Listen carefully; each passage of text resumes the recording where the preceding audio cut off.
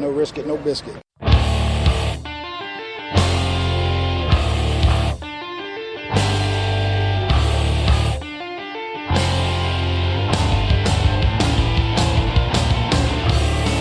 Arizona Cardinals fans, do you see red? Are you part of the Red Sea? Then you are listening to the show for you. A podcast for Cardinals fans, by Cardinals fans, with outsider and insider perspectives.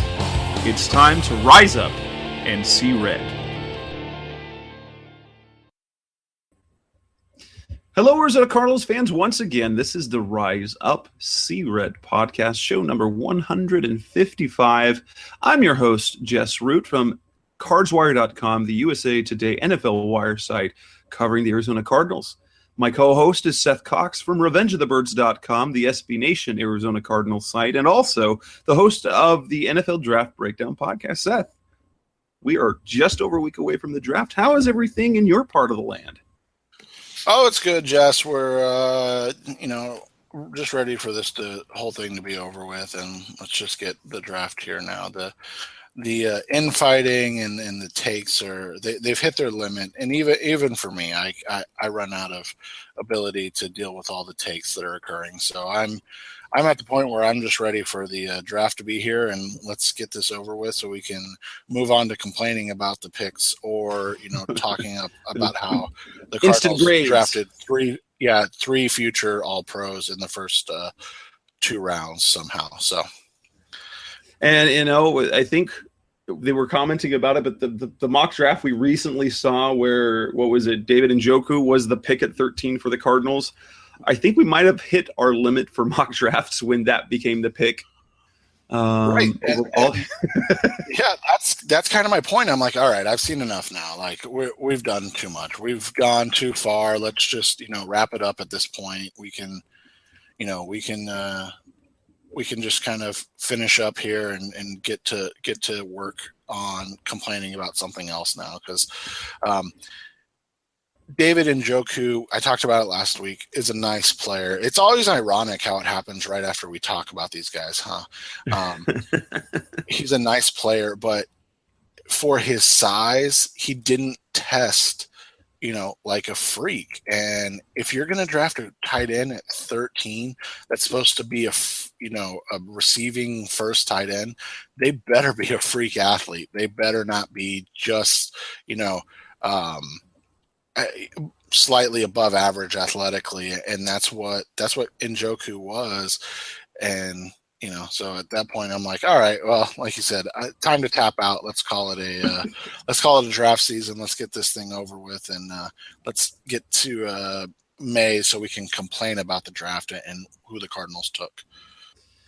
Well, we are at the defensive part of our draft preview, but we're not going to just talk about that. We're going to start this show as Steve Keim and Bruce Arians held their pre-draft press conference on Tuesday. We're recording on a Tuesday night, as we typically do. So we're going to kind of filter through some of the things that we heard in the press conference. Some of it is new, some of it is revealing, some of it is honestly, it's repeating a lot of the same cliche statements that both Steve Keim and Bruce Arians like to give. But because of their willingness to talk to the media and be cordial about it, they sound like they're saying something new, even though it's almost the same thing every time. So we're going to go through kind of that. And then the meat of our show will be based on the defensive side of the ball. We've already done our quarterback preview. We did our offensive preview a week ago. And so we're going to focus on the defensive side of the ball. Looking first, we're actually going to go backwards. We're going to start at the back end and head in, since you probably could argue in terms of Cardinals needs, that's kind of the order in which they come. They go from defensive back to the linebacker to the pass rusher to the defensive line. That's the route that we'll go. So that's what's coming up on this edition of the Rise Up See Red podcast. Hey, sports fans, football season's here, and it's time to get in on the action with MyBookie. MyBookie is the industry-leading sports betting website that offers real Vegas odds on football, baseball, and all your favorite sporting events. You can take a side, the total, or even fantasy points props. MyBookie lets you bet online and win big. Did the game already kick off? Don't sweat it. MyBookie has in-game live betting on every major league and event. even esports. There's no better time to join MyBookie than today. Go to MyBookie to open an account and start winning. Use promo code CHAMPION when you register for your account and get a 100% sign-up bonus up to $1,000 on your first deposit. Bet today. Visit MyBookie's website or call 844-866-2387. That's 844-866-2387. Check them out today and use promo code CHAMPION for a 100% bonus.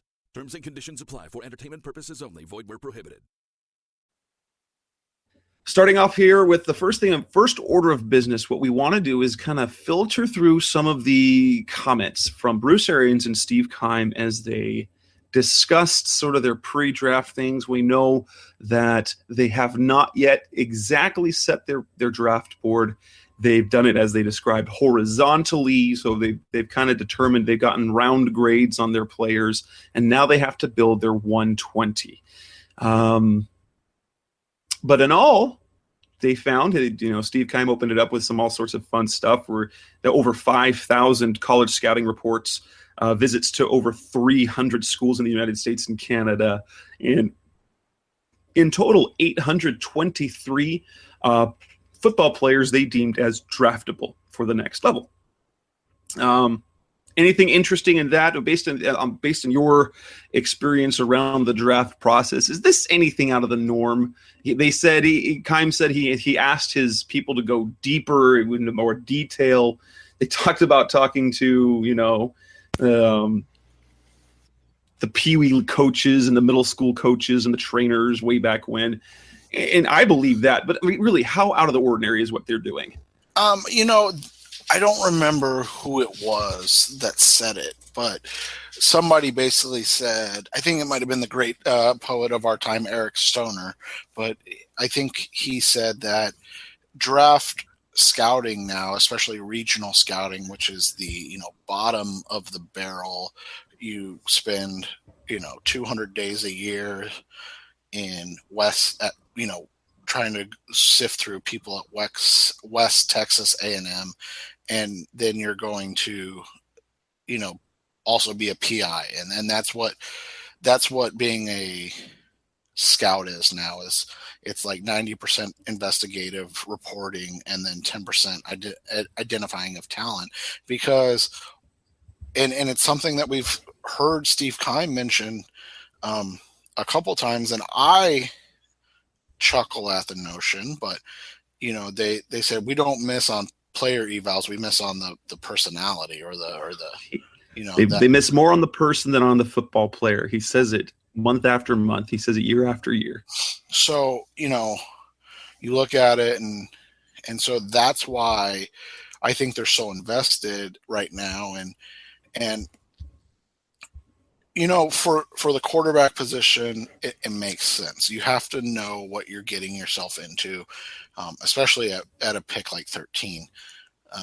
But maybe that's a reflection on their unhappiness with Humphreys and Kimdiche their first year. And, we heard that, DJ Humphreys' nickname was Knee Deep because he always had Bruce Arians' foot up his, and it was always knee deep because he didn't know how to be a pro, and he didn't know when to kind of turn it on and everything like that. And then obviously Kimdiche, we've all heard, the same stories that he wasn't focused and was goofing around, and so you wonder if it's those past evaluations coupled with the Jonathan Cooper thing, the Troy Nicholas thing. We've talked about it a little bit, but they're what now? 7 first and second round draft picks. They've just been okay, and you think about it, and maybe that's what they're trying to eliminate now. Maybe they are going a little deeper down the rabbit hole, so to speak, to see what comes out the other side. What they learn about these players more. But it's not surprising. It's kind of it's kind of one of those things now where it is the process of identifying talent is also identifying what you're investing in, and if you can trust these kids, because they are kids. I mean, think about it.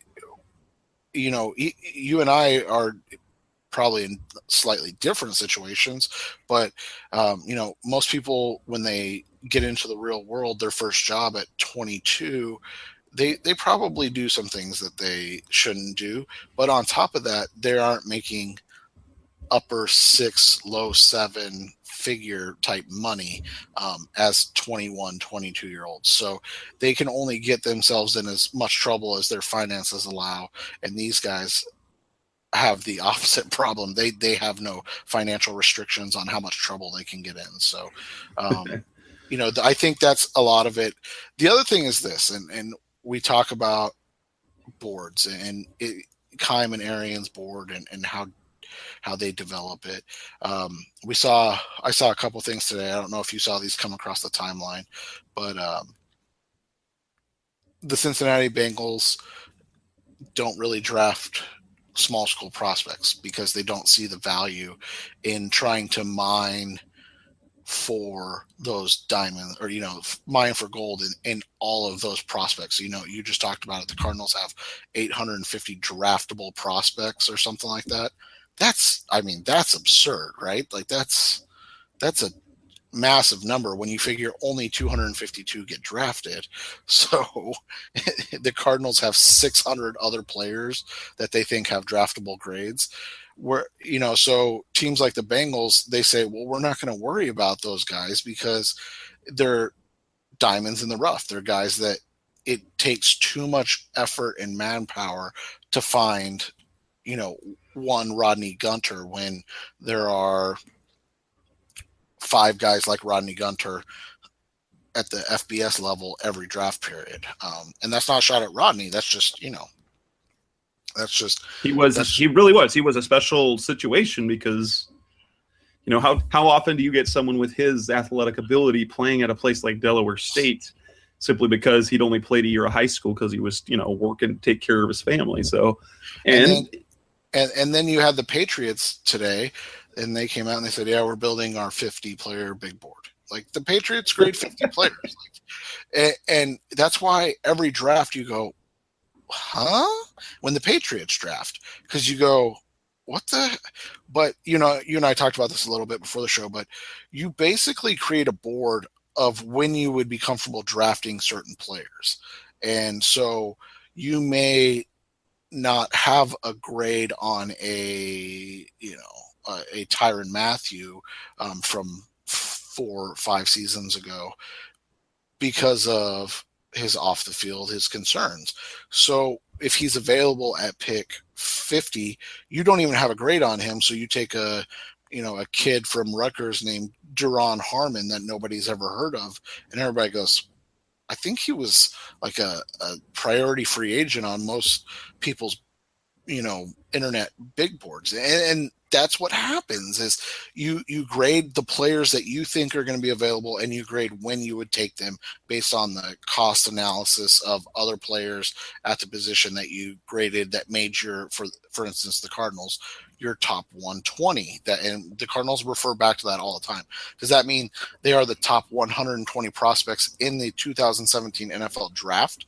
No, that means these are the guys that fit Arizona that they would take at position X, Y, and Z, in round, 1, 2, 3, 4. That's how it works. And so that's what we're seeing more of as we kind of peel back the layers of the draft riddle.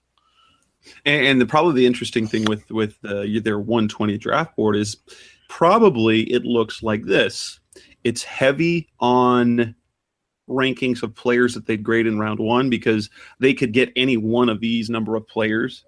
But then as the rounds go on, they're much pickier as to the types of prospects in terms of schematic fit and things like these. And so, sure, Russell Wilson pops up. Now, Russell Wilson obviously or Dak Prescott, they had concerns coming out of college. And so, they didn't get the first round grade. And so it ended just being, okay, where could we Does he fit what we're doing? And you see this with other, like John Brown. John Brown, he is potentially one of those Bruce Arians number one type receivers, 3rd round pick. We know he fits the Bruce Arians style of receiver, but that isn't everybody's cup of tea when it comes to the type of receivers. Others like more size. Arians likes, the quick movement and the ability to move and get free in small spaces and to be able to spread the ball down the field. And so John Brown obviously was a steal for the Cardinals, but he might not have ever fit with half the other NFL teams. Right, and that's the whole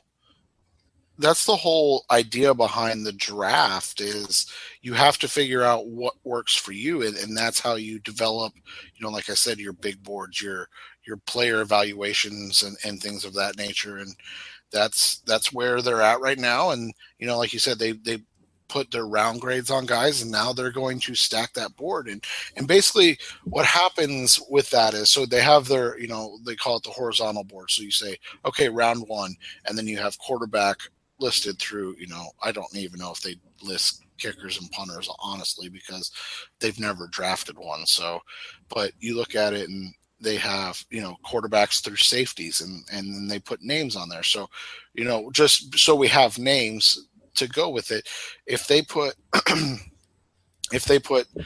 7 names at the cornerback position in round 1 and 2 names at the quarterback position in round 1, and all 9 of those players are available at pick 13, well, in theory, you're going to use the pick on the position with less players available in your grading system, because you say, okay, well, the likelihood that 7 defensive backs or cornerbacks will get drafted in the next 32 picks is much less likely than, 2 quarterbacks not getting drafted in the next 32 picks. So that's the idea behind the horizontal board. And then the vertical board is the standard big board that we all know and love or hate, depending on your takes for everything.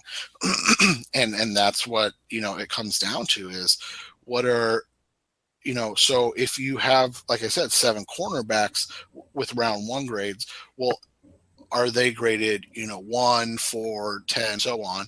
And where do the quarterbacks slot in? Like, are they all 15 and down? And so if your cornerback 1 falls to you and he's your 2nd graded player overall in the draft, do you take him over your 15th graded player in the draft, but number 1 or number 2 quarterback that's right, exactly, that you'll need because he's a quarterback.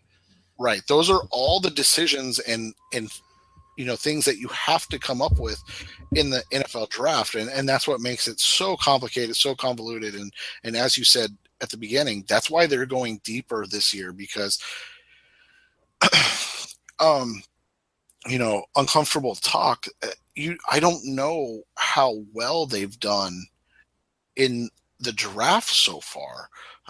So that's where the question is, they've got the players in position. Now you need to see them consistently produce. And that's, we can all say, oh, well, John Brown was hurt. Okay, well, if that's fine, but they still need him to produce, or that wasn't a good pick. Circumstances be damned why it wasn't a good pick. It just wasn't a good pick if he can't perform. And so that's kind of how you have to look at it. Tyrann Mathieu, the same thing. Is Tyrann Mathieu an all-pro? Yes. But, like I said, the most important trait of a prospect is availability. So if he's not available to play, it doesn't matter how good he is on game day, because he's never there. So that's where it all comes into play. It all comes. And so now they're thinking to themselves, like, we really need to hit a home run this draft. And Kent Summers wrote about it the other day. This draft and the 2018 draft will really define who the Arizona Cardinals in the Steve Keim and Bruce Arians era are, because the bulk of their offensive talent has been based on guys that were already in place or veteran acquisitions, not necessarily young draft picks outside of obviously David Johnson. So that's going to be what defines their success moving forward. The other thing that we get from the comments from Bruce Arians and Steve Keim is now on the Arians side of things, a little bit on the quarterbacks. One, he says that this year's he's actually more impressed, and this kind of flies in the face of what we've heard from all the draft analysts and anyone covering the draft, is that, he's more impressed with this draft class, and there's more better arms than there has been in the draft the last 4 or 5 years. Specifically, he said there are 5 or 6 guys that will be starting quarterbacks in this year's draft, which actually is more than, obviously you say 5 or 6. There are 4 or 5 right there at the top 2 rounds that people are saying. And then 2 is the situation the Cardinals in.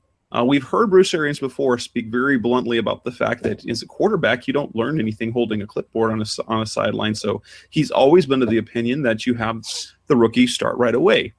However, he explained the situations. Obviously, the rookie quarterbacks he's worked with, Tim Couch and Ben Roethlisberger and Peyton Manning, Andrew Luck, there were different situations because they didn't have a veteran in front of them. And he even noted how Ben Roethlisberger was going to sit, but Tommy Maddox got hurt and Ben came in, and obviously the rest is history. He led the team to the Super Bowl. But he said that the Cardinals now, because you've got Carson Palmer in place, have a unique situation, and not only just unique because you have an established, solid veteran quarterback, and it makes more sense when you have no one else to have the rookie start rather than bringing in, like you said, a low-quality veteran for him to learn from, not necessarily who you want teaching a quarterback unless they've got some really pedigree of teaching. But you've got Carson who's playing at a high level, so you're not going to overtake him. But moreover, the more important part is this. He doesn't practice Wednesdays. And so Arians said that this rookie will get first-team game reps with the starting offense on Wednesdays every week. So it's different so he's not just getting scout team reps, and he's not only holding a clipboard on Sundays. He'll still be doing those things, but on Wednesdays, he will be getting first-team reps. I'm sure splitting them with Drew Stanton because Stanton will still be the backup. But that makes to me, that makes picking a quarterback at 13 seem even more likely than before, especially when he says that, hopefully one falls to us. And then we get these reports of this and that, and how Peter King says they like and might even love Patrick Mahomes. They've brought in all the other quarterbacks in for official visits. They're bringing they're giving DeShone Kizer, just came across on ESPN, Deanna Rossini, that they're bringing him in again for a workout. They had the visit last week, and now they're going to work him out. So they're doing a lot of homework on players like Kizer. Remember, Kim Dichie last year had like 5 different contacts with the team. The workout at Ole Miss, at the team facility workout. They had like 5 different times they vetted him. Is this what they're doing now? And do you think there's anything to read into this? I think you always read into the fact that players get, like you said, a third, or I guess this would technically be the 4th contact, right? Because they had contact at the did they have contact at the combine? I can't remember, but let me see. I've got then they had the private workout, or the pro day, private workout, so the private visit, and then this work. So this, based on what we know, what's out there, this will be the 3rd contact. So 3rd contact, yeah. So I mean, you and again, you're talking about and this isn't trying to be hyperbolic, but probably the most important position in sports. So this isn't a character-driven, although there's been some rumors, scuttlebutt of a diva, that Kizer may be a diva, but this isn't a Kim Dichie falling out a window in a hotel driven 5 visits. This isn't a Reuben Foster getting sent home from the combine, 2 or 3 visits. This is, we are going to invest a pick, at 13 for you. Are you at 21 years old, the guy that Bruce Arians wants to tie his final years in the NFL as a head coach too. Like, is this the guy? And that's honestly, to me, that's what it is more than anything. Is I really don't think they're going to draft a quarterback that doesn't pique Arians' interest, and not even talking about the Arians type that we always talk about, but like if he doesn't do it for Arians, if he doesn't get him excited to stay on and coach, if he doesn't want to tackle that challenge head first, then they're not going to. That's not a pick you can make, because you can't make that pick with the idea of like, okay, well, this could be for life after Arians, because you don't want to put a limit or a expiration on, what has been statistically the best coach in your franchise's history through 4 seasons. So if they're going to, if Arians is going to coach until he's 70, guess who the quarterback's going to be? Well, it'll be the guy they pick at 13. So if that has to all mesh before they go, okay, this is the guy. So they probably are going to get him on the chalkboard a little more, and then they're going to sit down and let him, or not sit down, but they'll sit down and call out some plays, see some routes that they want to see him throw in situations, ask him about side adjustments, those type of things before they say, okay, yeah, we're going to sign off.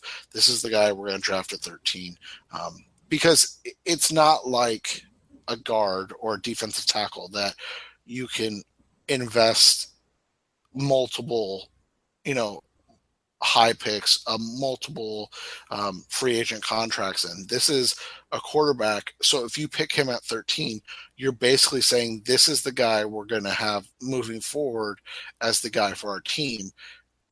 So that has to, that all has to mesh together.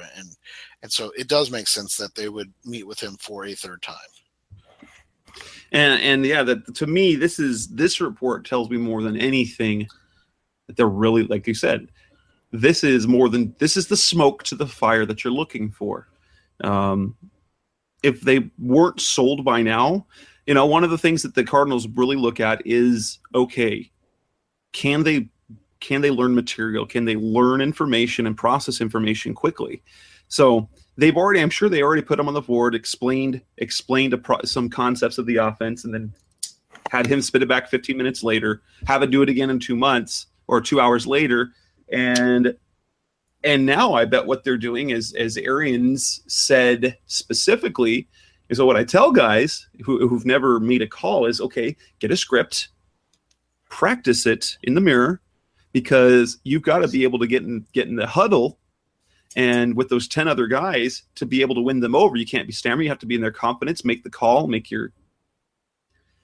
get the huddle, have your snap count, and that way they can have confidence in you, because the skill will be there. But if you can't command a group of players, then you're going to be lost. And my guess is because that's kind of the concern with Kaiser is, well, 1, can he process information? 2, can he command a huddle? There's some immaturity issues there, or perhaps some chemistry issues. It's just another way to vet this through, which tells me, ding, ding, ding, he's still on their radar. And if there's a quarterback to be picked at 13, Kaiser might just be the guy.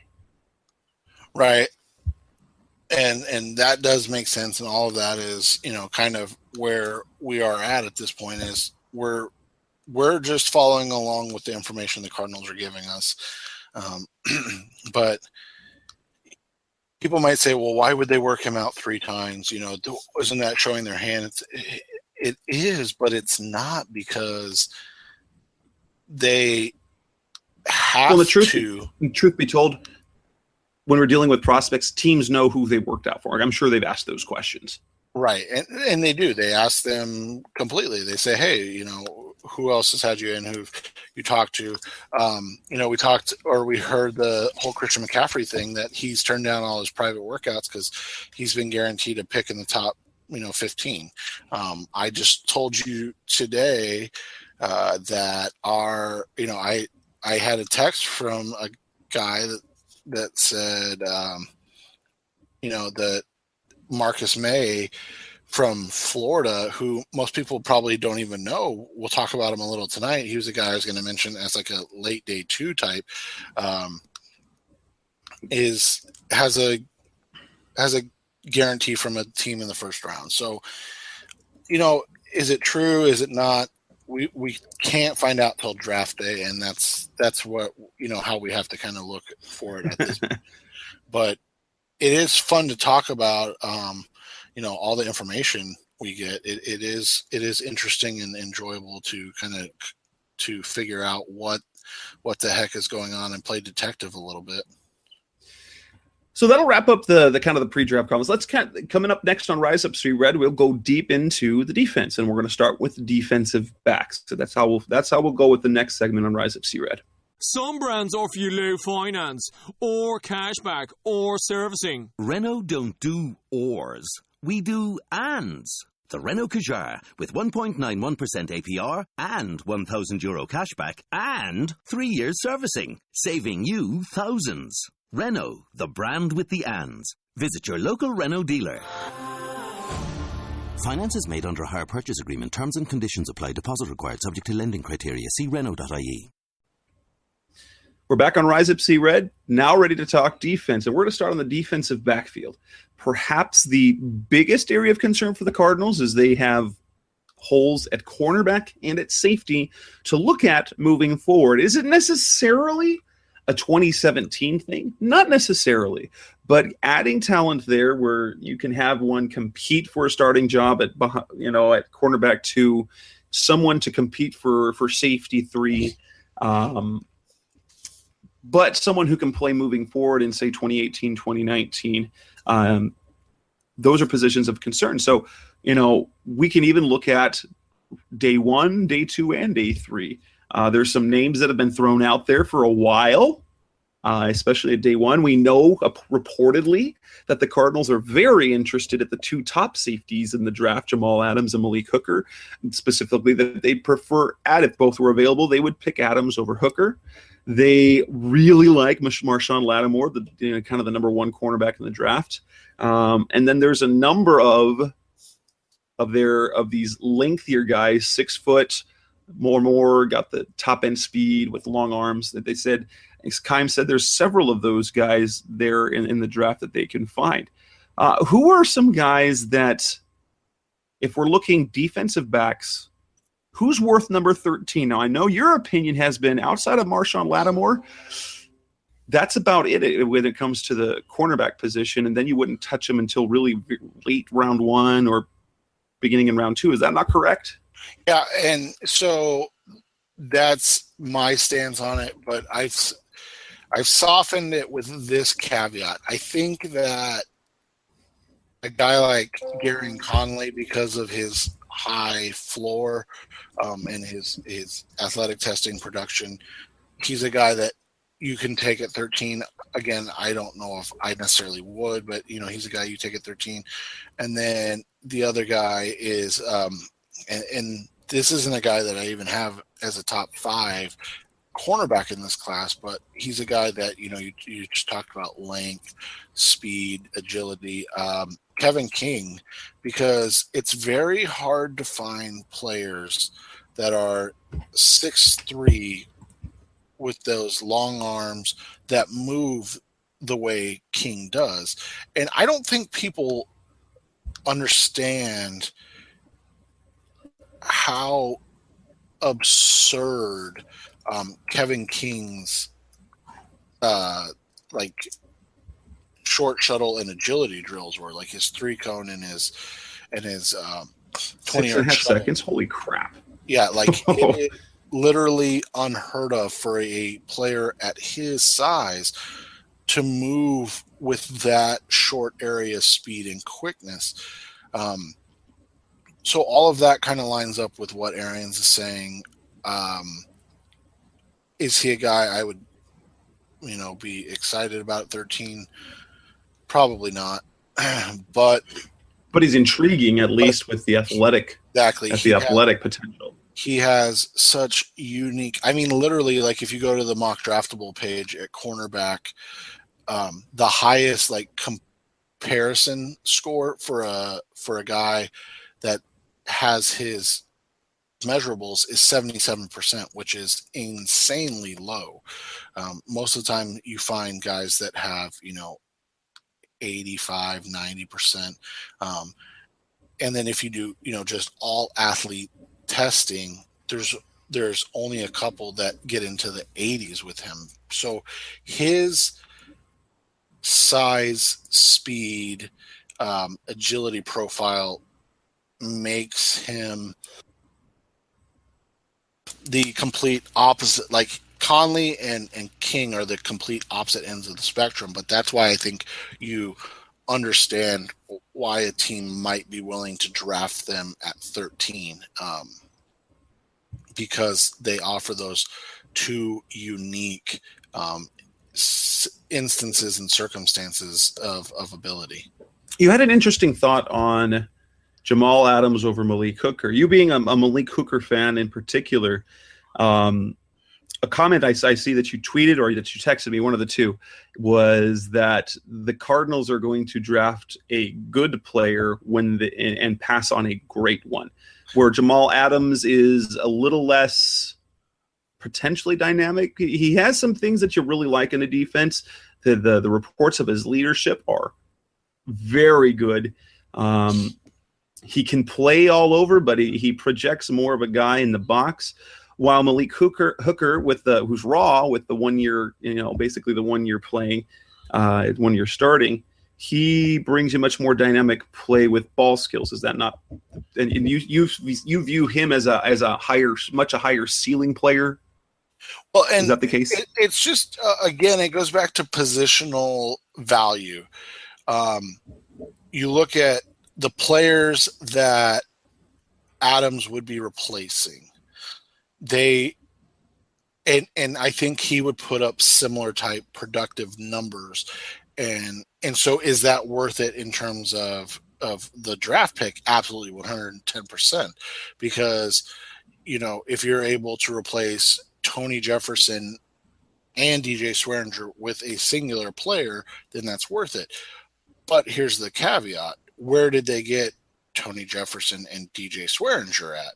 They off the streets. So it's not that he's not worth a high pick. It's that is his skill set unique enough to warrant that high of a pick. And then you go to Malik Hooker on the other side. Having a Earl Thomas, Ed Reed type patrolman in the center field is unique. We've talked about it a little bit. Like if Hooker's high end comp is Ed Reed, which is absurdly high, his low end comp may be a guy like I think it's, the name's escaping me right now, but I think it's Rashad Jones out of Miami. Yes. Their single high safety that is a very valuable, nice player in the NFL. So again, you're not talking about you're talking about cost analysis. The Cardinals have never had a single high safety with the talent that Malik Hooker possesses. That's why they allowed Rashad Johnson to walk. And quite frankly, I think Arizona's system allows safeties to look better than they actually are, because we've seen that when they leave Arizona's system, they haven't necessarily done a great job, right? Like, I don't even think Johnson's on a roster right now, but I could be wrong about that. Kerry Rhodes, no one signed him after that. Rashad Johnson got a very minimal deal with Tennessee, and yeah, he's a free agent again. Jeremiah Bell never played again. That might have just been age, but so all these guys that they bring in, they've had this revolving door at safety, and it's never been an issue. So that's where my question is on the entire, or maybe my thought is on the entire Jamal Adams thing. is Jamal Adams a unique talent? Yes, I think he's going to be a very good player. Like, this isn't that he is not going to be a good player. That's not my thought at all. My thought is you can get the same production from, or you have gotten the same production from an undrafted free agent and a guy you signed off the street that you're likely going to get for the player that you're going to pick at 13th overall. And so this isn't like, oh, well, you're not going to get, you can say that with any position. Yeah, you can. You're absolutely right.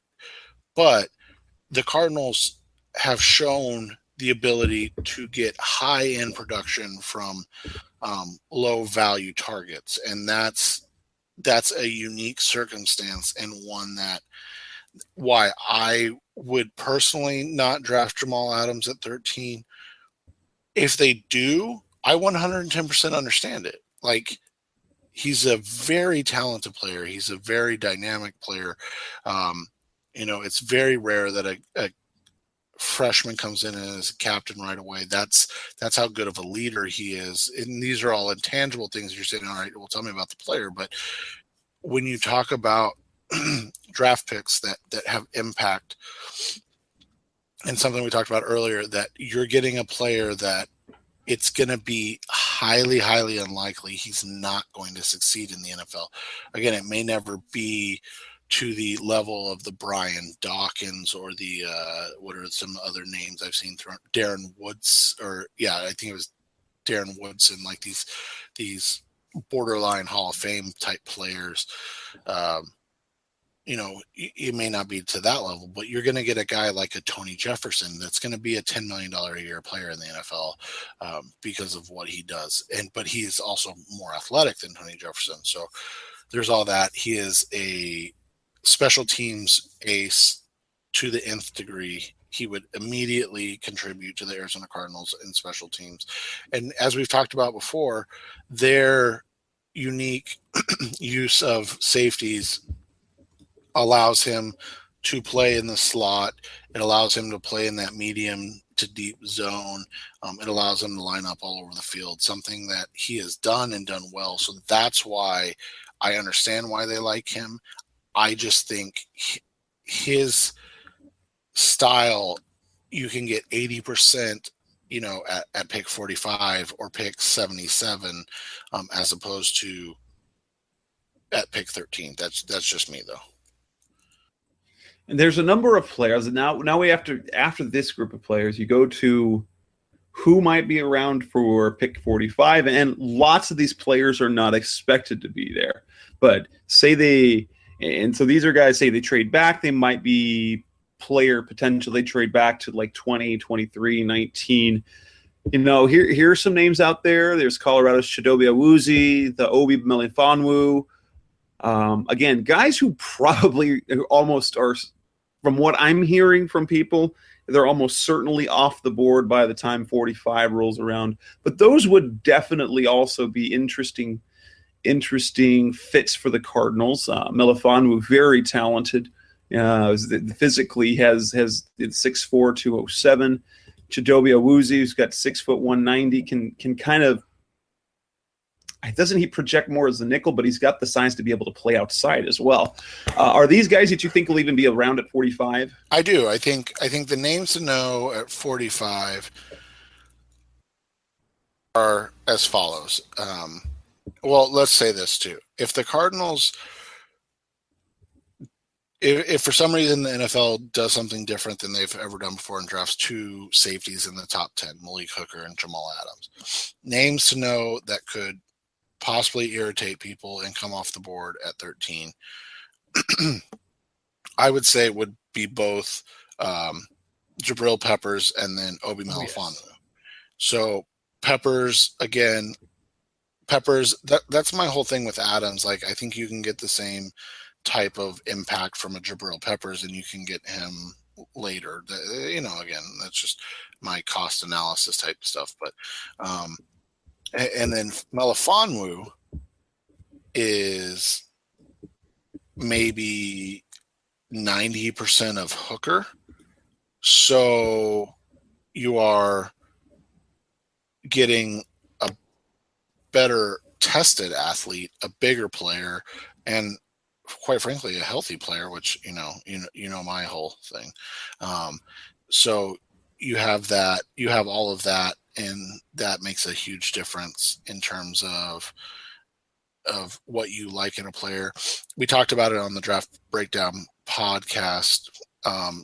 Some team's going to be really dumb and take Melifonwu and ask him to play corner because he's 6'4" and 220 pounds, but runs a 4.41 or whatever those insane numbers were, and they're gonna ruin a really, really talented safety prospect in Melifonwu, who can be like I said, he can probably be a 90% of Malik Hooker in terms of what he does production wise, and if you're getting him, if the Cardinals are able to trade down, like we always hear them talk about, and you get into the 19-20 range and pick up an extra third, a Peppers, a Melifonwu, those are guys that you get at a lower cost, and you're able to, get another pick and get them at like I said, a lower cost than Hooker, Adams, that would be at 13, or, if they had to move up. Names in round 2, Budda Baker's probably my favorite safety prospect in this class. I think has a chance to be just like Ty Matthew. So if you can, if one's good, two's better, right? And he's a guy here. That's not just Seth likes him. That's also a report up. The Cardinals really do like him. He's one of their favorite, safe, excluding the top players who probably aren't going to be on the board when the Cardinals go. Budda Baker is a name that's been out there where the Cardinals are intrigued in for quite a while. Right. And so you have a guy that's another chess piece, and then you're able to do some things. The concern I always have with guys like him is something, and maybe it's just sticker shock from Ty Matthew, but you have a player that doesn't realize that he's 5'10" and 180 pounds, and so he doesn't play that way.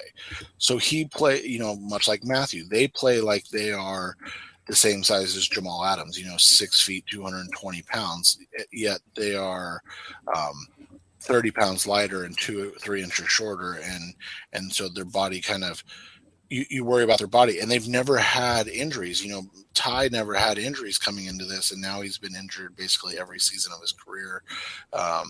So that's the question you have with Budda Baker, but similar type small box safeties who can play deep middle coverage if need be, will drop into the slot. Again, you're just talking about another chess piece, a guy that kind of falls into the same line at a lesser extent. Chidobe Awuzie, you talked about him a little bit. I'm a big Awuzie fan. I really am. So I think he can play corner. I think you can even give him a shot at boundary corner, opposite Patrick. But he has the ability and the experience in playing safety, both safety positions, slot corner. So again, you're talking about an interchangeable chess piece in a defense that already has, a Ty Matthew and a Tyvon Branch that are those interchangeable pieces when they're on the field. So, a Baker, a Peppers, a Woozy all makes sense. You move down the list. I mentioned Melifonwu as being, 90% of Malik Hooker, and 80% of Malik Hooker would be like a Marcus Williams out of Utah. Arizona State fans should know him. Highly, highly productive player from the Utah Utes. Really good athleticism, played extremely well in his career. I want to get his numbers right because they are kind of gaudy. So as a single high safety, as a free safety, he had 13 pass defense interceptions this year. A year ago, he had 15. My buddy Justin Higdon, my co-host on the Draft Breakdown podcast, says that, a pass defense interception ratio should be 1 or greater. Well, in, 30 career starts, Marcus Williams has 30, and then his junior or his sophomore year he had 15 and 13 starts, and then this year he had 13 and 11 starts. So highly productive player, excellent range, excellent athleticism. 40 is not as blazing as Melifonwu, but he was one of the unique guys that literally can jump out of a building. 43 and a half vertical leap. So he's an explosive athlete on the back end that has really nice range and ability to, kind of move and work through there. He's a guy I would absolutely die for at 45. Names that are going to get brought up that I'm not as big of fans of, but that are going to get brought up. Josh Jones out of North Carolina State, because he was another one of those guys that was an absolute freak of nature at the combine. 6'1", 220 pounds, running in the low 4.4s. He's going to, be talked about quite a bit. I don't know what his overall value is going to be. Justin made a comment, though. You see that 4.4 speed from Jones after he takes a terrible angle and misses the tackle and then catches the guy from behind. So that's the question on Jones. He kind of reminds me of DJ Swearinger a little bit coming out, in that his style of play is reckless and he's a little –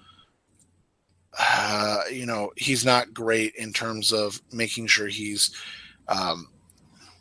taking care of his job. He's more of a guy that's, looking to blow people up and make a statement. And that's really hard to break from young guys. We saw that was part of the DJ Swearinger's problem in Houston and why he was not invited back.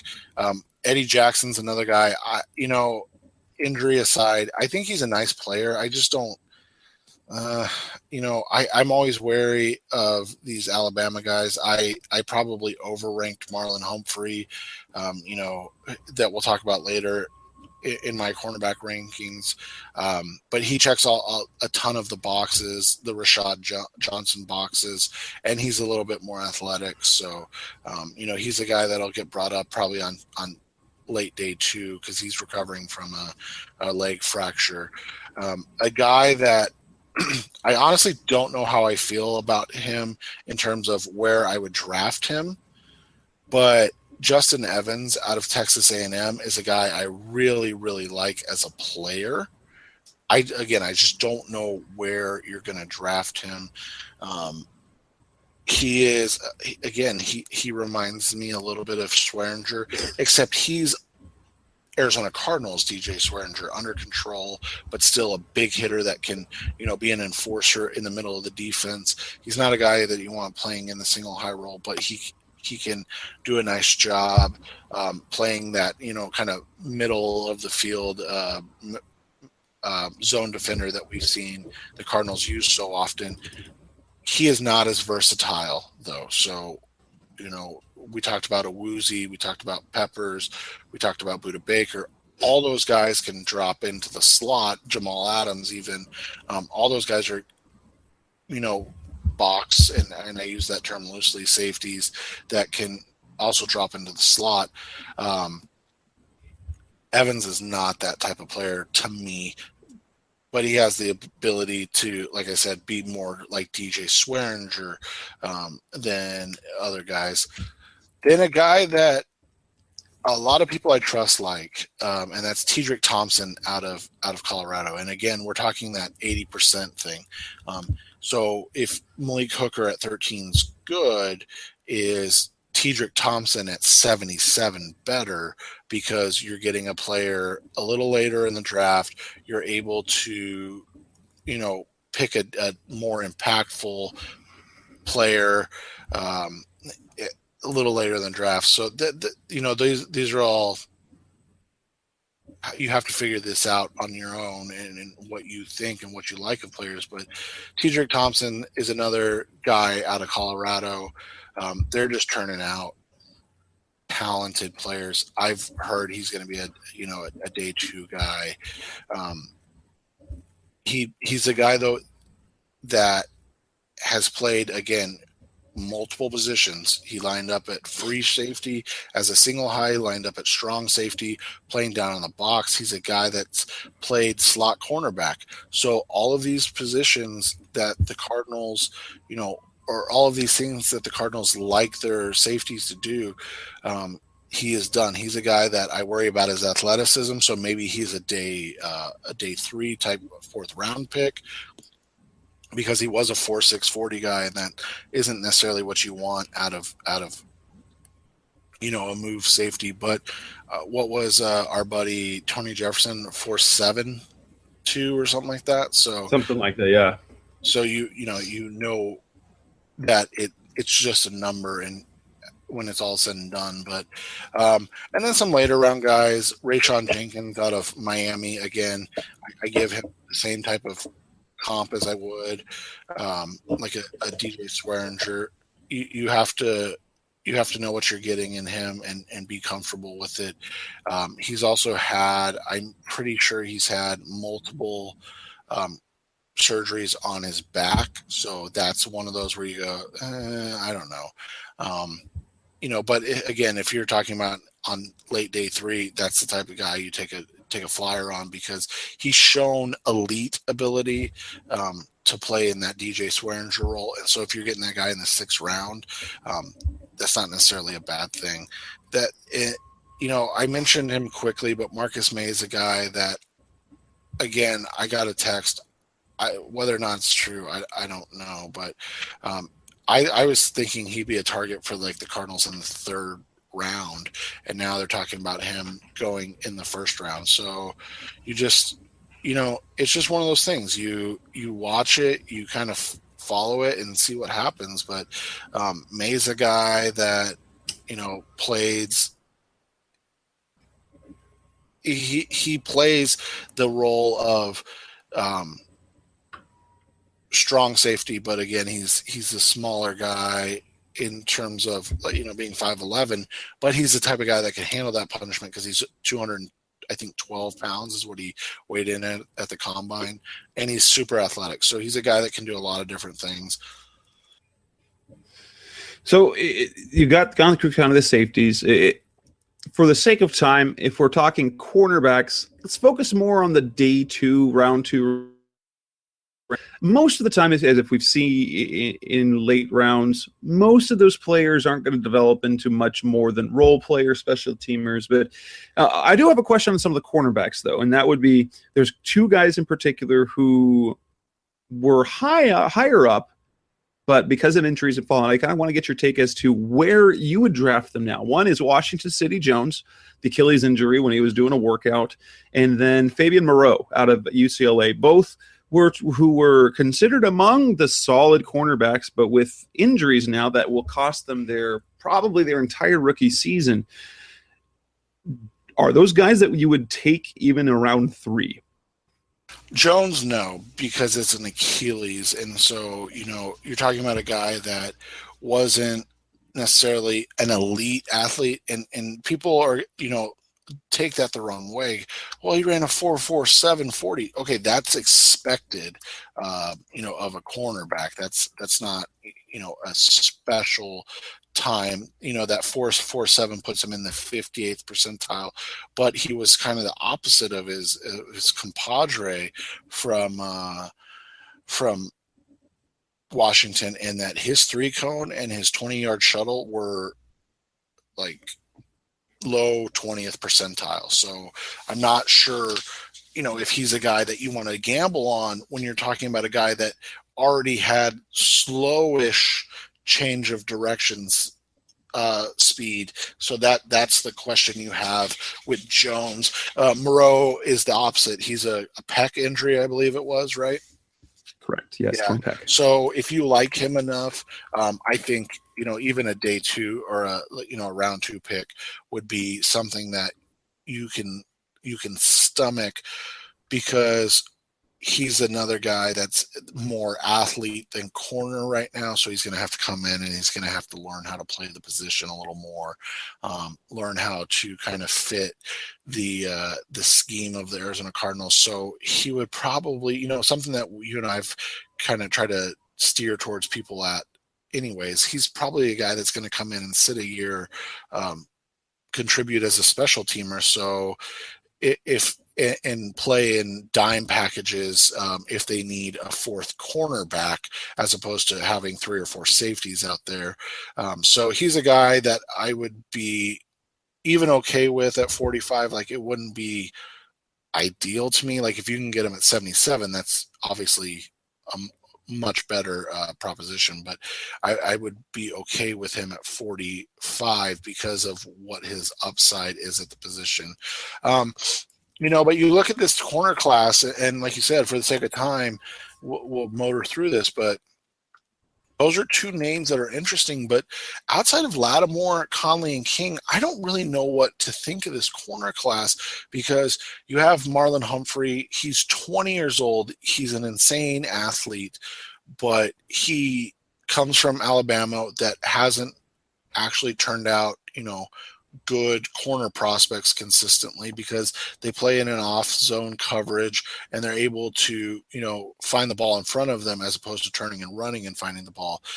So is that a guy you want? I would gamble on him, but again, 13's too high. Tre'Davious White's the opposite. Absolutely 100% great mechanics and work as a corner, mirror corner, a guy that can play in press man, that has played in press man at LSU, but 5'11", 192 pounds, and again, kind of Sidney Jones in his movement skills. So is that a guy you want to take at 13? This is that was my whole point about not taking a corner at 13, is there's a lot of guys that I would take at 45 and plug them in across from Patrick Peterson, and I think you'd be really happy for a long time.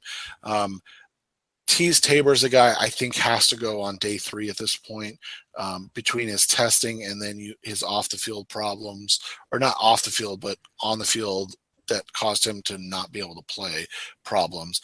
Jordan Lewis, until we get more confirmation on what happened, I'm completely out on him. I don't think the Cardinals even sniff him, to be completely honest, until we know more of the situation. Cordrea Tankersley is a guy that you'll hear talked about at 45. He's a nice player out of Clemson, 6'1", 200 pounds, 4'4", 40. The question with him is he's 23, so how much room to grow and more to learn? Like, where is he at in his developmental process?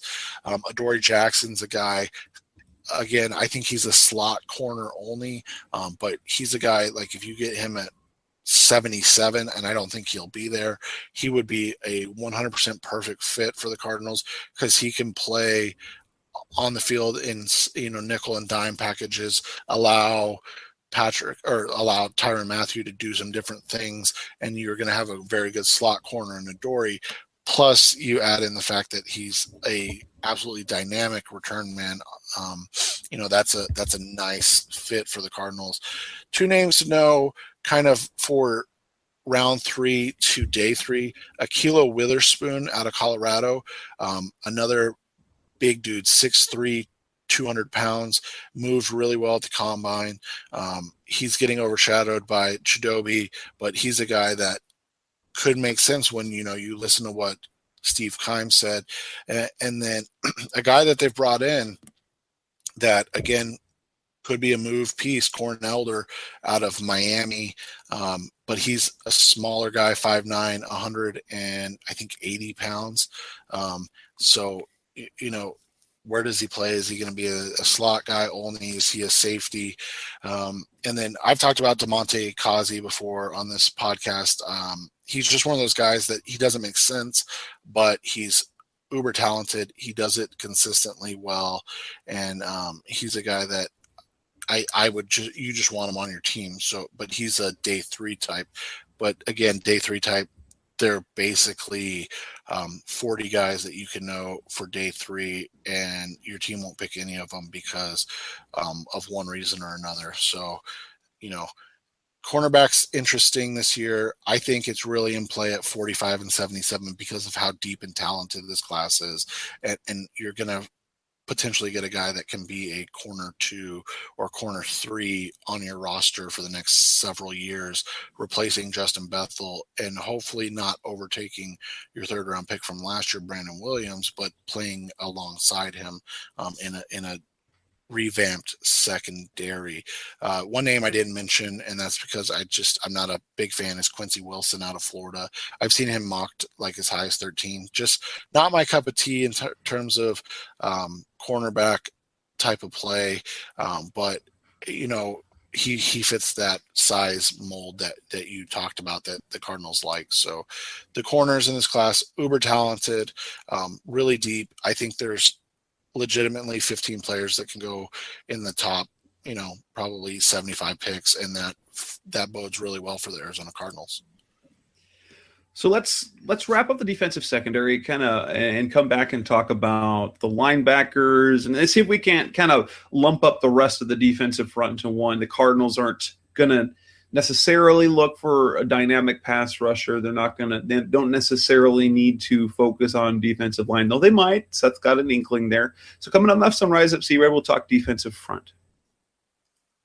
We're back on Rise Up See Red.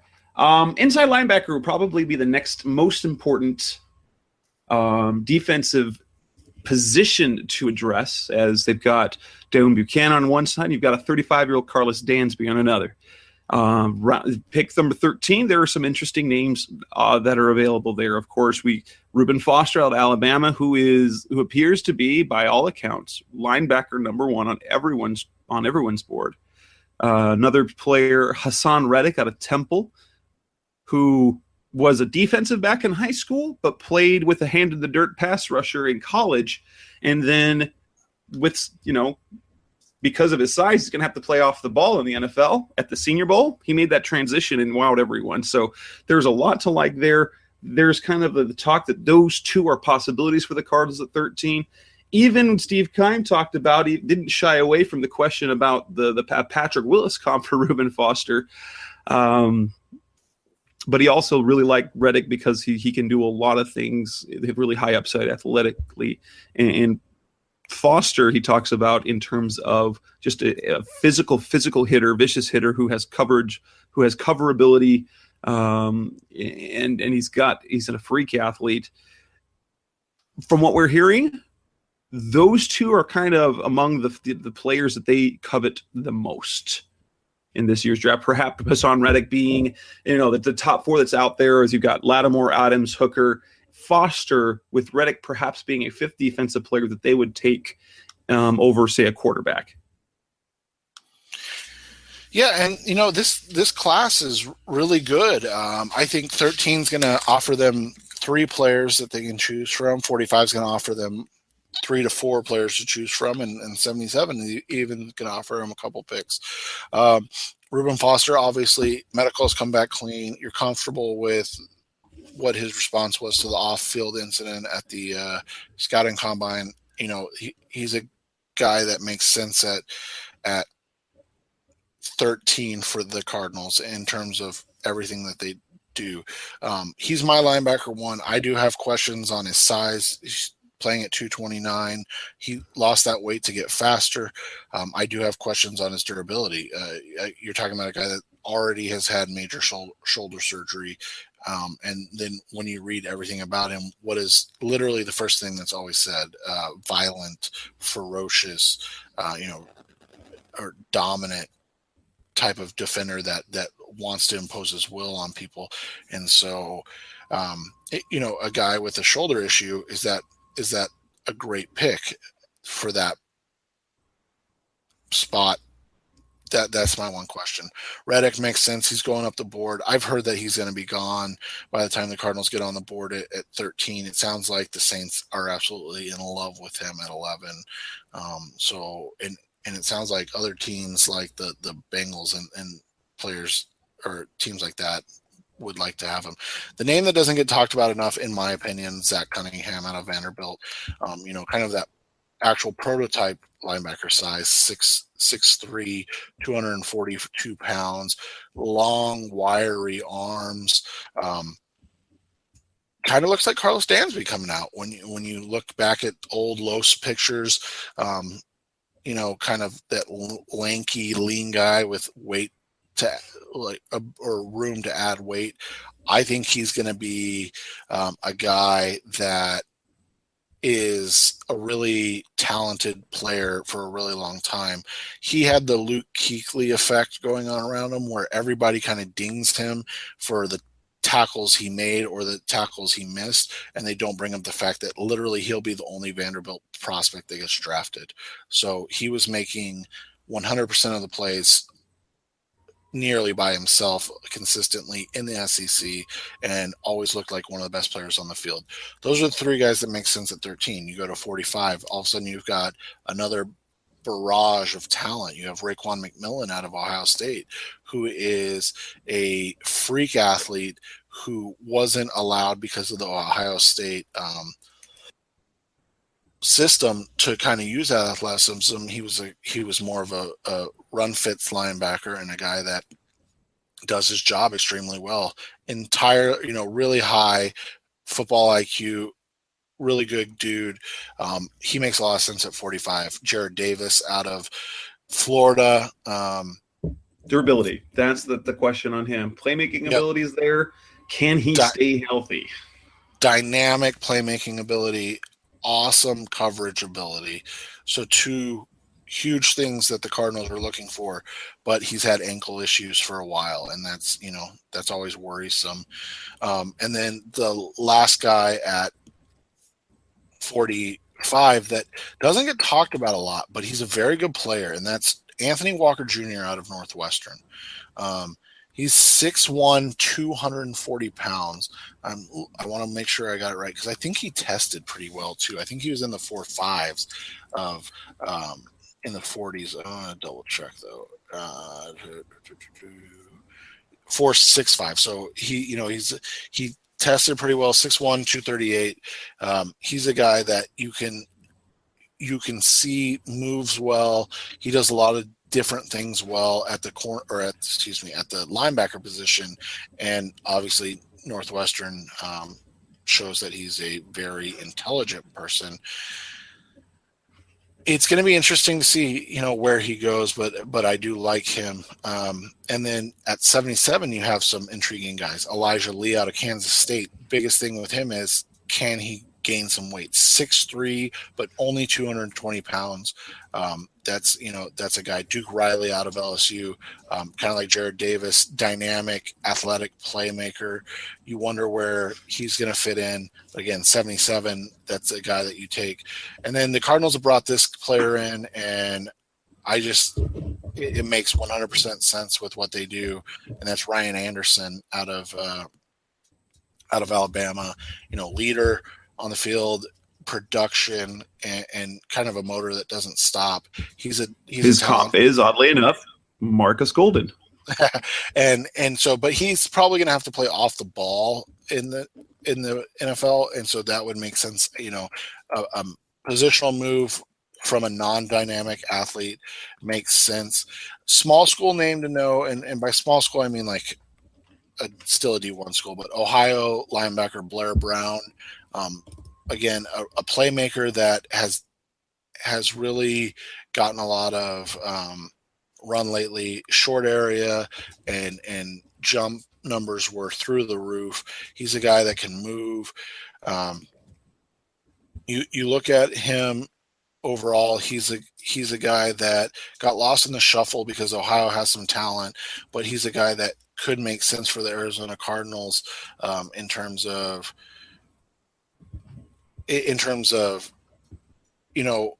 a early day 3 type of linebacker that can come in and earn some skill or some run over his career.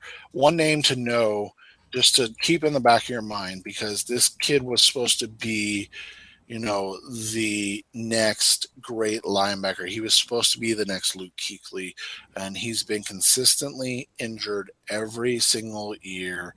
And that's Alex Anzalone. I think that's how you pronounce it. Anzalone. Alex Anzalone. Thank you. Out of Florida. Only started 1 year, and he didn't even play a full set of games this year, only 8. Literally every year he's been injured, but he came out this year 6'2", almost 6'3", 245 pounds, athletic, good short area numbers. He's a guy you take a flyer on late in the draft. You don't even think about him early, but he was a 5-star recruit coming out. So it was never a question of talent. The question was, can this guy ever stay healthy? Turn to the pass rush. Let's go. We've kind of bounced this idea around that if the player that they don't absolutely love isn't there at 13, they could turn to a pass rusher.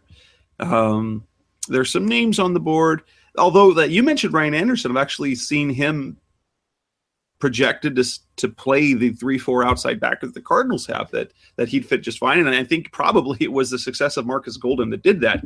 Little undersized. He's a little bit lighter at 253. But I've heard him kind of talked about as a pass rusher. Who are other guys?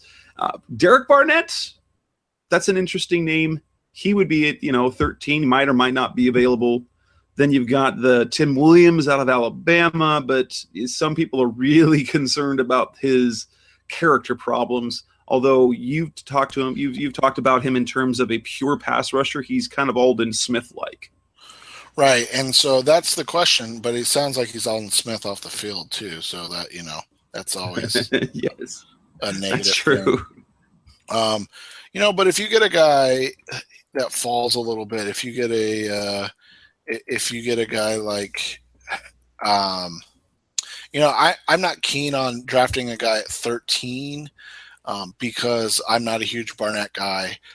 But if a guy like for instance, like a Jordan Willis was to fall to 45, I think that makes sense. Charles Harris, I'm all in on Mizzou outside linebackers or pass rushers at this point because of all the success they've all had in the NFL outside of, Michael Sam.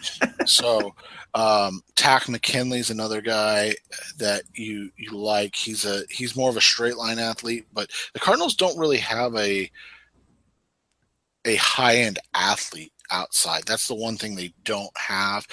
Jones is a dynamic pass rusher. Golden is an effort guy. Could McKinley kind of like McKinley or Jordan Willis complete that with, being the athletic guy? I don't think either of those guys get to 45, and I don't know if they're worth a pick at 13. Joe Mathis. Go ahead. What about a Taco Charlton or a Tyus Bowser? Now, 13's a bit rich from what I'm seeing across the board for them, but trading back, would those guys be worth looking at for the Cardinals? I don't know if Taco can play standing up, so he might be a guy that has to put on like 10 pounds, 15 pounds and play with his hand in the dirt in the 3-4. So I'm not sure he'll fit the like pass rushing bill because he's 6'6", 277 already. And he's not the athlete like that Keim Martin was. So that's the question you have about him. A name that's getting like brought up a lot because he blew up the combine, TJ Watt out of Wisconsin, is an interesting one because he is a pass rushing guy, and he was really dynamic. So at Wisconsin, and then his battery mate at Wisconsin, Vince Beagle, is another name to know. 3-4 outside linebacker that's played that position and played it at an extremely high level. You could probably get him at 45, maybe 77, and he's done a great job there. And then you have, some intriguing names. A lot of people like Derek Rivers out of Youngstown State. They think he's a guy that can come in and compete right away. I was mentioning Joe Mathis a while ago, kind of a bigger body, Marcus Golden, Pernell McPhee type edge rusher. Just, again, injuries, so you don't know where you're going to get him and how long for. Dwayne Smoot's a name to know on day 2, 6'3", 255, defensive end, outside linebacker from Illinois. Like I said, I talked about Vince Beagle a little bit. So, there's a litany of players, and then they brought in Terrell Basham right out of Ohio, or they've worked him out already. So he's another big pass rushing guy, kind of in the Marcus Golden mold. So you can see where they're at. They brought in a day 3 type in Trey Hendrickson, who kind of reminds me of Kareem Martin, where he's a big, tall, athletic guy, but doesn't know how to use it really, and so that's a concern. But these are all guys that are intriguing. From probably, if the Cardinals were to trade like way back, like say they had a team that wanted to come up and take a falling Leonard Fournette at 13, and so they moved down to 24. I don't even know who has the pick. I'm just throwing out numbers, and then you take Tack McKinley or Jordan Willis. But most of these guys, in my opinion, after Myles Garrett, Solomon Thomas, are late day 1 to early day 3 types, and I'm not sure, and so it'll just be dealer's choice at that point in terms of preference and what you like from a prospect. And then we look at the defensive line. This was an underrated position that you think that, when it all is said and done, might end up being the pick at 13. It's very possible they could go that route. Obviously, they've got a litany of defensive linemen on their roster, between Robert Nkemdiche and Rodney Gunter and Xavier Williams and Pierre Olsen and Josh Morrow, and then you've got Corey Peters and Frosty Rucker as your veterans. Give us a few names. There's just a few names off the top. If they go the direction in round 1, who could it be? There's a couple of names that I know I've heard of, kind of day 2. With if you're looking at a high floor, low ceiling production of Chris Wormley out of Michigan, is that one of those names that would fit with the Cardinals on like a day 2? And who could be perhaps someone they look at the top of the draft if the board goes that way? So I think the 2 names that they could take at 13 are Malik McDowell and Jonathan Allen. So Malik McDowell is the guy that he was getting run before the season as a top 5 pick. There were some concerns with his work ethic and everything this year, but if you watch him, they had him lining up at nose tackle a lot at Michigan State. But he's 6'6", 295, really, really good athlete. He'd be kind of a natural replacement for Calais Campbell in terms of size, speed, profile, a guy that can win in the same type of way and do the same type of thing. Jonathan Allen would be the next one. So if you're comfortable with what his shoulder areas are, or what his shoulder concerns are, then I think he's one of those, Justice likes to joke about this, but defensive linemen drafted early, non-pass rushing defensive linemen drafted early, tend not to bust. They just tend to be consistent. Even like a Tyson Jackson, like he never reached the heights that people had hoped. I think he was picked 3 or 5 all those years ago by the Kansas City Chiefs. He never reached those heights, but he's still in the league and still a productive rotational player. So, that's the type of kind of thing you're going to get from like a John Allen, in my opinion, that you're going to get a guy for the next 4 to 5 years that you can count on every single week to play the game. If they're looking at nose tackles, I think a guy like Jaleel Johnson is the one to know. Kind of reminds me of Big Dan a couple years ago, just a stout defender that can anchor. And then the other guy at that position is Dalvin Tomlinson from Alabama. And so that he has consistency and the ability to do that because he's already done it at Alabama. A couple names to know on day 3, Eddie Vanderdoes out of UCLA, 6'3", 305. He has knee issues, but he is a sloppy, chubby, tubby, just plays with his hair on fire type of guy. I think he'd be a really intriguing kind of rotational piece on day 3 for the Arizona Cardinals. They brought in a couple guys, have they not, on the defensive line?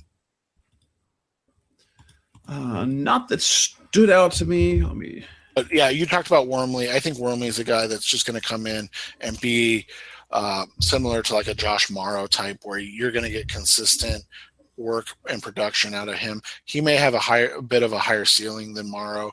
He's not a bad pass rusher, but that's not like what you're getting him for to do by any means.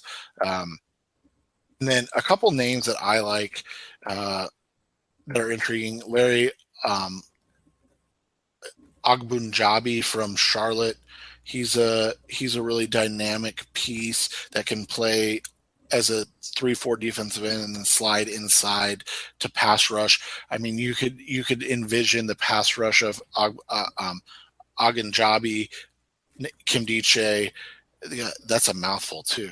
And then writers everywhere having to type those names.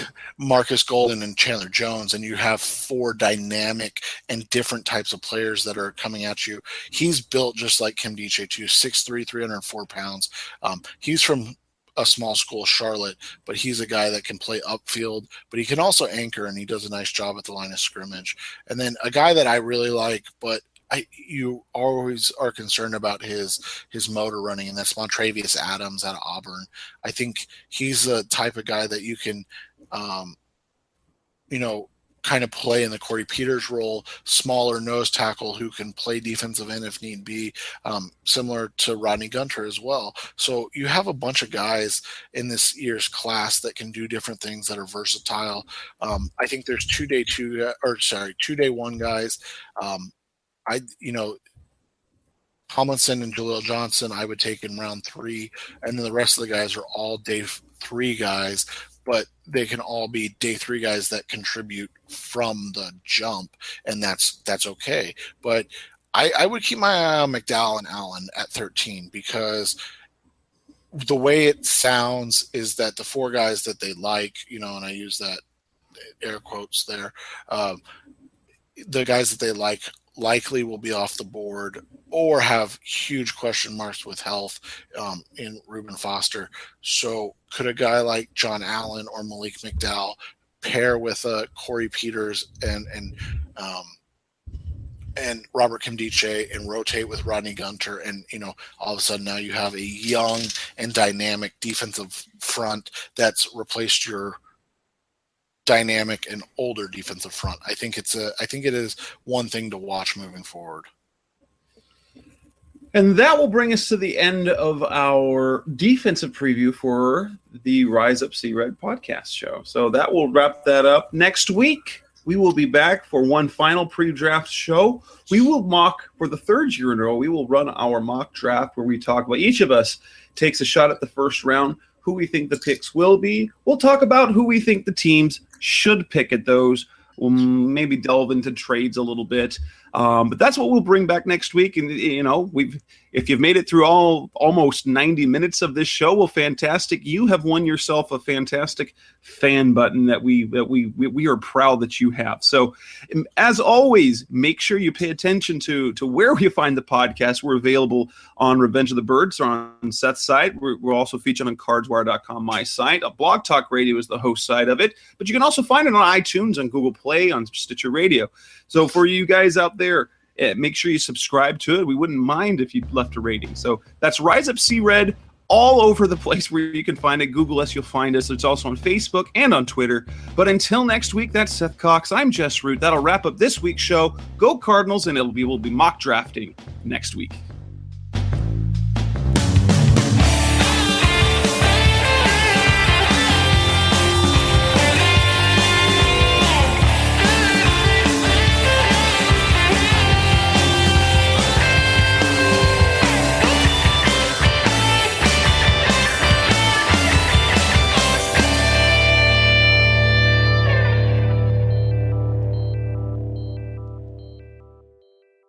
Some brands offer you low finance, or cashback, or servicing. Renault don't do ors.